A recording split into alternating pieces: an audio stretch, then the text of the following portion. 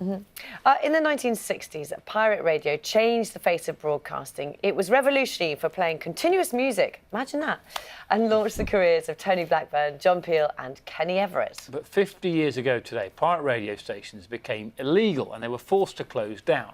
Breakfast Tim Muffett joins us now from a mock pirate ship in Essex. Good morning. Yes, good morning to you from the decks of the LV-18, a former light vessel moored on the water here in Harwich this morning. Now, if you saw the 2009 film, The Boat That Rocked, all about pirate radio, it might look a little familiar because this ship was actually used in that film. And as you say, 50 years ago today, a law came into force, the Marine Offences Act. It sought to illegalise pirate radio. These ships which had gone out to sea in the 60s and broadcast pop music to try and circumvent the laws which prevented that music from being broadcast. They had a huge impact.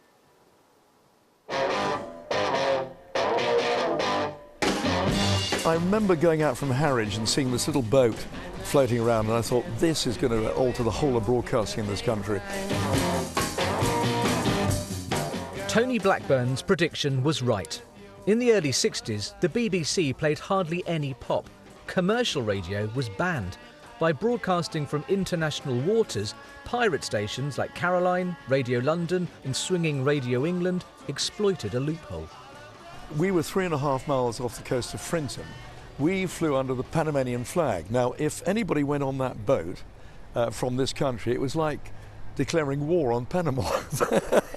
This was Radio Caroline's London HQ, where Tony Blackburn had his first audition. Did you have any sense of what a big deal this was going to be for you and for pop culture? Yes, I did, yeah. I really thought that this was going to be the start of something very big. Good morning, everyone. Tony Blackburn here with you, feeling a little under the weather this morning. We've got about an 8-force gale out there. Keep on running. Broadcasting pop music from ships like this out at sea, the pirate stations were very popular. But on land, they weren't just winning over millions of fans, they also faced a powerful enemy, the government. The pirates are a menace, and I don't believe at all that the public wouldn't support action to enforce the law. At midnight on the 14th of August 1967, the Marine Offences Act became law. It was now illegal for British citizens to work on the ships or to supply them. Johnnie Walker had recently joined Caroline. Tony, look at that. You look so young. Haven't changed, have I? There were fun times. Yeah. And I'm sure there were those in the government that really liked the fact there were pirates on the air, and certainly the young people and their families all loved it. It bridged all generations and all social classes. Many pirate stations packed up, but Caroline continued broadcasting from the sea until 1990. It anchored further into international waters to avoid UK regulations. This ship, the Ross Revenge, was its studio throughout the 80s. This is Caroline in the afternoon. It's recently returned to the water. What we wanted to do is return the ship to a useful broadcasting purpose, because while we dine out on our nostalgia, which is our selling point, we also want to now look to the future.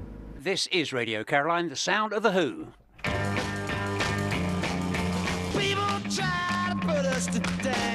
Having been streamed online since the late 90s, the station's just been granted a new AM broadcast licence. 50 years after the law that tried to ban them, Britain's pop pirates are back on the water.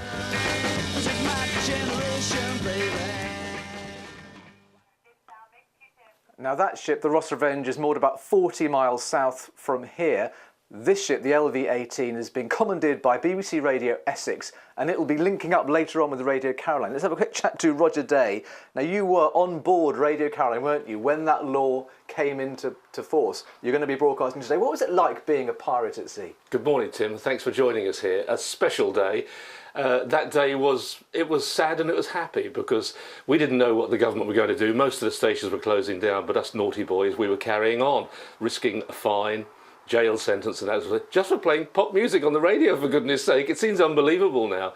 But we were excited because we knew the public were with us. I have it on good authority that the government at the time used to get more complaints about banning us than they did about the Vietnam War, the economy, or anything else as well, and they still banned us. Now, in a way, music is everywhere now, isn't it? It's so easy to access. Have we lost the magic, do you think, of broadcasting from a ship, which seems odd in itself? Well, it's lost a lot of that magic because it's too, well, it's homogenised now, you know, and I mean, they've taken a lot of the fun out of it. In those days, we had one, thanks to Ronan, who set it all up and had the dream, bless him, we were just told, get out there and entertain. It was a bit like Matt Busby of Man United. He used to say, just go out and entertain the fans, and we had the same theory. Now, Roger, I know you've got some prep to do for your show this morning, so we'll let you carry on. As I say, there's going to be an historic tie-up between Radio Essex, BBC Radio Essex, and Radio Caroline a little later on today, kind of coming together, if you like, of the BBC, the official broadcasting, and the pirate radio as well, but they're all kind of friends now. I think they put it all that behind them. It's an historic day in the world of broadcasting, but from a beautiful